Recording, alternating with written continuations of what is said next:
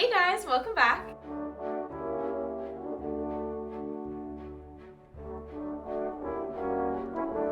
Today is day 2 of Vlogmas. Can you tell we're so excited? This morning we have a rehearsal for the Grand Pas because in Grand Rapids Ballet's Nutcracker, all the little diverts from Act 2 sit on stage. And then this afternoon we're doing an Act 2 run and running snowflakes. So we're definitely in for a challenge for that. This snow is super hard, super difficult, but it's so fun. We love it. We're gonna be so strong. We're gonna be so strong. All that said, let's get to the studio because we've got some serious twirling to do.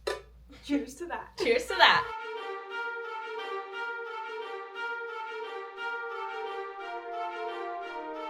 All right. This is so special. It's so amazing. Oh We're so cold, but it's time for some ballet class. We're gonna crush it. This is what I'm gonna envision when we're doing Waltz of the Snowflakes. I'm gonna pretend I'm frolicking in the snow.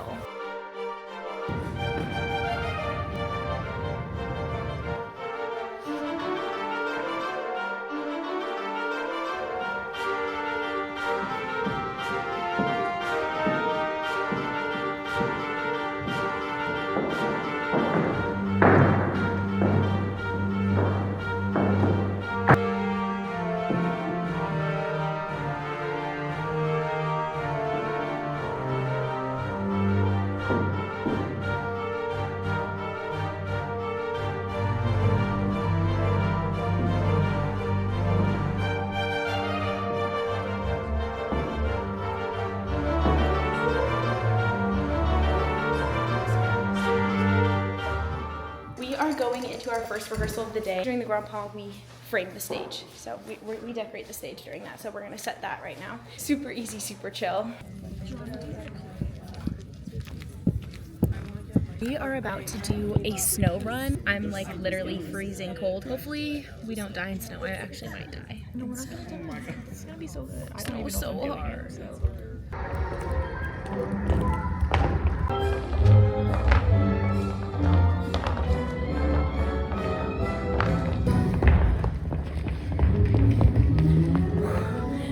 Oh man, it's good. No, it feels so good. It's so good.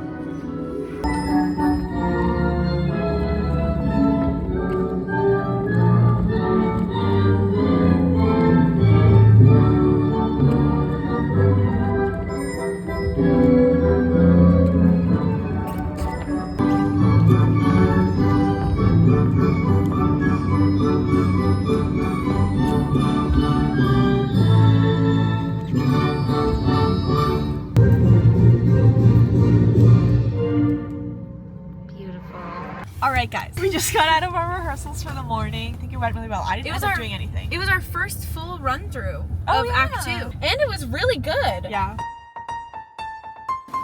Chicken thighs and potatoes.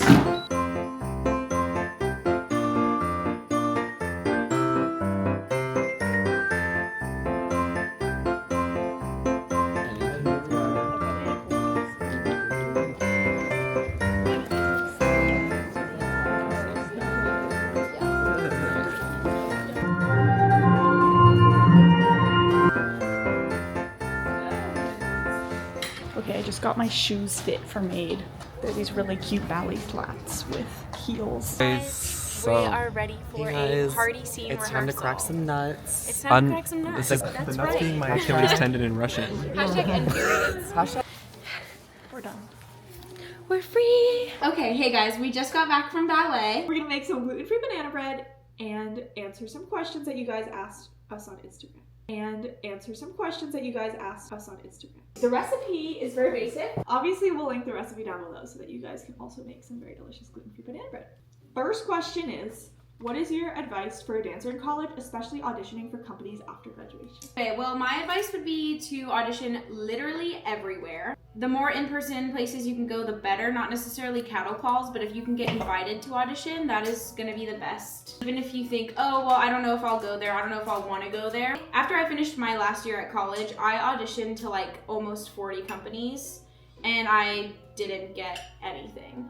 Until late April when I got Orlando Ballet. And that's when we met, and it was so And that's amazing. where we met. So the universe will take care of you at the end of the day. Yes, at the end of the day, it's gonna be okay, but send your stuff out to everywhere that you can. Next question, what are your dream Nutcracker roles? I've always wanted to do Arabian. Even at my home studio, like that role was just, it's so deliciously like fluid, and I just feel like, and honestly, like Spanish is really spicy. I think it would be a good challenge. So fun fact, I've done everything in Act 2 except for Sugar Plum and Chinese. Honestly, I'm not like all that into doing Chinese. I would die to do Sugar Plum because it's the only one that I haven't checked off my list so far that I actually care to do. How different is the choreography company to company?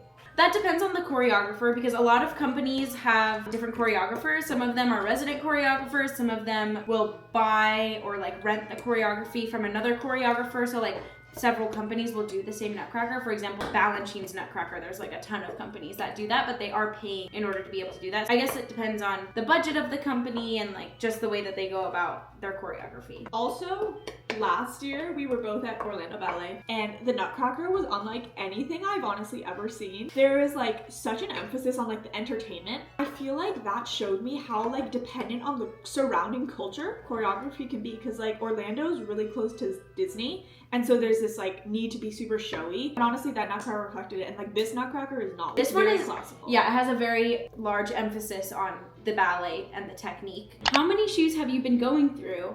And do you get a shoe fund as a trainee? Trainees, we do get 5 pairs of shoes. It's really special because a lot of companies make you pay to be a trainee for one and don't provide you any shoes. So I feel very lucky to get flat shoes and 5 pairs of point shoes. If you know me, you know I am a Suffolk lover. So my shoes last forever. I've probably gone through like not even a whole pair this Nutcracker season. For me, here at Grand Rapids Ballet, we get 14 pairs of shoes as an apprentice. So I'm trying to make that last all year. I probably won't make it last the entire year, but I'm hoping for like the majority. Can you talk a little bit about what age you started dancing and what intensity you trained growing up? I didn't start ballet until I was 11, but before that I was doing jazz and hip hop and gymnastics. I started at a really tiny studio and I fell in love with ballet after about a year of doing it. That's when I decided to switch studios, so I left my little baby competition studio and joined a ballet studio, San Jose Dance Theater. I trained there after school for about 3 hours a day, Monday through Saturday. Saturday was like more like 6 hours, but besides the point. After high school, I majored in ballet at the University of Utah, then started dancing professionally, and now here we are. How to build immune system and avoid illness or injury? Honestly, such a good question because I feel like Nutcracker season is like the hardest time of the year for dancers, and it's just like puts so much stress on the body, physically, mentally, and emotionally. And so my number one thing is to sleep. I feel like sleep is the first thing we sometimes sacrifice. Making sure to be asleep by 10 and like sleep till 6:30 if you can. It's possible. I mean, she does it every night. And honestly, I've never felt better. Just really allows your body to recover, and when you're recovered and like rested well, you're not gonna get sick as easily. And also make sure you eat really well. Minimize sugar and other inflammatory foods that like you know for your own body, and eat lots of ginger. Give your roommate ginger shots that she's never taken before at 6:45 in the morning, and then have her almost throw up on the breakfast table. Would you consider moving abroad for a company? Maybe. It depends on the company. It depends on where. I'm very close with my family, so is Aurora. So yeah, we're like really nervous to like really leave home. I mean, like being on the other side of the country is okay. It's hard enough. It's hard, but it's like I can do it because, you know, I don't have to take an international flight to see my family. But I can most definitely see myself doing that in a few years, especially because I'm so tall and there just really isn't much place for tall dancers here in the US. For me, it's a pretty hard no. As amazing as it would be, and like I love Europe so much. I think the culture there is amazing. There's so much respect for the arts. There's so many reasons to pursue that path. I struggle living a 6-hour plane ride away from my parents. If I was like a 13-hour plane ride in another time zone, like I probably couldn't handle it. Also, my boyfriend lives here, and I'm not about like sacrificing your dreams for love, but at a certain point, like you have to see like what are you okay with making a sacrifice of.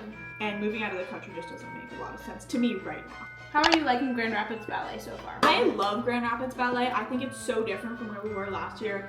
Like the company environment here is really warm and welcoming. It's and so friendly. positive. The directorship is really kind. I love how much, honestly, care and attention I feel like even the trainees receive. Obviously, like every place is gonna have things that work for you and don't work for you, but overall, like this year has been so amazing so far, and the dancers are so kind. That's the best part. In trainee and apprentice positions, that matters a lot because some companies have like tricky hierarchies. Obviously, we respect the company dancers here so much, but the best part about it is that they respect us too. Yes. And they treat us as human beings and not just like Oh, little apprentice, little Yeah. trainees that Because won't even be here next year, you know. everyone goes through this. Mm-hmm.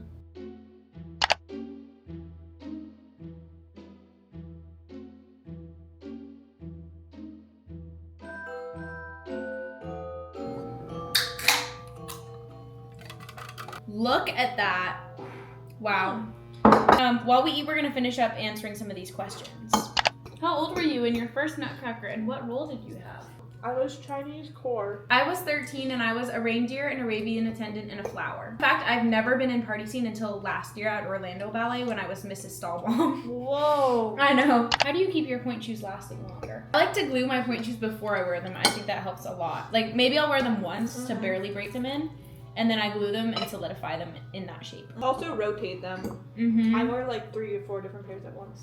What's a dance style that you are scared to or haven't had the chance to try? Definitely hip hop. I think I would say hip hop as well. Snow or flowers? Snow, all the way snow. I think because I did flowers every single year, I'm like kind of bored of it. I love snow because it's such a challenge. Mm-hmm. But I like flowers because it feels really good. And like you get to dance and like, ah.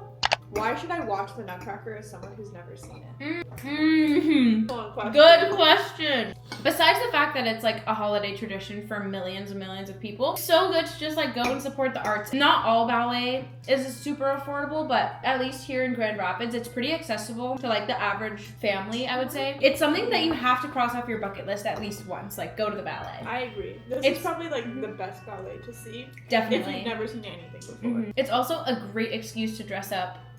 Great date to take a girl on or a boy on. It's so romantic. It's so romantic and it's so fun. Live art is dying and we need to keep it alive. Have you ever had a friend get the role you want and how did you deal with it? Love your videos. This happened to me once. It was when I was a junior in high school and I was gonna do Snow Queen. Like I was gonna do the snow pot with like one of my good friends. She was gonna do the other cast. And so I went to the first rehearsal and I got to learn it. And I was casted and this other girl was my understudy. And then like the next rehearsal, I was the understudy and my friend was the cast. And so she ended up getting to do it. Honestly, probably wasn't ready for it and understudying was what I needed. But I was really sad. I have had a friend do a role that I wanted to do though. But yeah, so I was doing Flower Soloist and I was rehearsing and a week before we got into the theater, my partner hurt his back. And I do believe it's because I was the tallest girl there, which makes me the heaviest girl. So he probably wasn't used to lifting such tall people and he hurt his back. So they ended up swapping me out with a shorter girl and she ended up getting to do the role and I was really bummed about it. And then she got promoted right after Nutcracker. But never did I ever feel any resentment towards her. I never felt jealous of her. I was super happy for her. I was just like sad for myself. Like obviously it's not a personal thing. So casting feels like it's the end all be all, but honestly the relationships with your friends and peers is most important because casting is always going to change and it's always going to be like a source of tension and it's really how you choose to deal with it. And just sort of know that it's not your friend controlling what the casting is. Like they're really lucky and grateful to have it, I'm sure, but it's not necessarily all their fault. With all that being said, thank you guys so much for watching today's video. We're literally loving Vlogmas so much. These vlogs are so fun to film together and we hope you guys are enjoying them. So make sure to let us know down below. And make sure to drop your guys' Nutcracker rolls in the comments below because we both really want to know what you guys are doing this year. Make sure to like and subscribe because it means the world to us and it really helps us out. And we will see you guys for Vlogmas Day 3 in the theater, so stay tuned. Good night. Bye.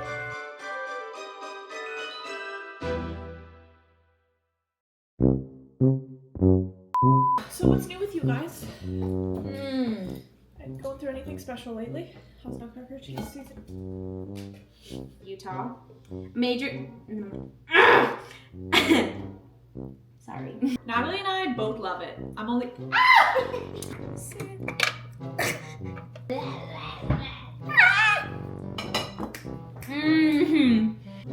What are your